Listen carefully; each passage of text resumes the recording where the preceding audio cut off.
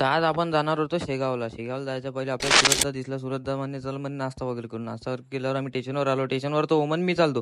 त्यानंतर सक्षम आणि त्याचे मित्र दिसले. त्यानंतर स्टेशनवर आल्यावर चमत्कार तर असं झालं आपल्याला आपला क्लासमेट दिसला म्हणजेच की बाहेर वगैरे दिसला. मग त्याला म्हटलं चल म्हटलं बाबू तूही चल. मग काय आम्ही बसलो ट्रेनमध्ये बसल्यावर दादा आलते मस्तपैकी गाणे म्हणून राहिले ते बा ऐका मग तुम्ही पण. माझे थोरा किती सांगू त्यांचे उपकार अरे जीवनाच्या वाटेवर आई माझे.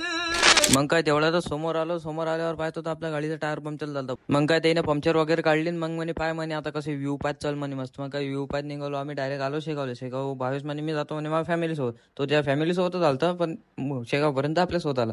त्यानंतर मग काय आम्ही ॲटोत वगैरे जाऊन बसलो. ॲटोत वगैरे जाऊन भेटल्यानंतर तो अजून भेटला आपल्याला शेगावले. त्यानंतर गर्दी तर एवढी होती लाईनीत की आम्ही एवढं समोर गेल्यावरही लाईन संपली नाही. म्हटलं चला बा वापस आपण श्रीमुख दर्शनच करू. त्यातच काय आम्ही पाय वगैरे लागून बाहेर आलो तर एक दादा म्हणे आमचे फोटो काढ म्हणे. त्याचे फोटो काढल्यानंतर मी ब्लॉगची क्लिप काढतो. तो म्हणे तू ब्लॉग वगैरे बनतो का. म्हटलं हो बा. मग त्या दादासोबत बोललो. निरोप वगैरे घेऊन मग आम्ही निघालो जेवणाच्या लाईनीत. तर आपल्याला भाऊ भेटलेला आहे. म्हणजे कोणत्या गावाचा आहे तू? मी नांदेडचा आहे. वेटरनरी कॉलेज नांदेडचा आहे. आणि आता काय बोलू धन्यवाद भाऊ बाय. त्यानंतर भाऊ आपल्याला अशी प्रेमाची पब्लिक भेटते ना तर मन पूर्ण खुश होऊन जाते. मग काय त्याच्यासोबत त्याचा निरोप वगैरे घेऊन मग निघालो आम्ही डायरेक्ट जेवण करायला. आणि जेवण वगैरे करायला गेलो. हे इकडे धक्काबुक्की करून राहिले ते. मग काय हा मला समजून सांगून राहिलं असं नाही करायला लागत. तेवढं एक बाई इथं चक्करून बसलेली होती. मग काय इथं जेवण वगैरे केलं. जेवण वगैरे केल्यानंतर आम्ही बाहेर आलो. बाहेर आल्यानंतर काय डायरेक्ट घेतला आपण प्रसाद घेऊन निघालो आपण रेल्वे स्टेशन आलं. म्हटलं एवढी गर्दी अरे बापरे.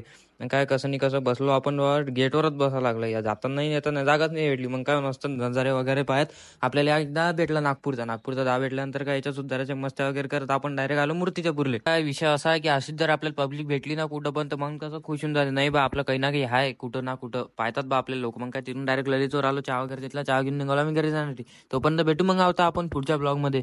तोपर्यंत तुम्ही आपल्याला फॉलो करून घ्या.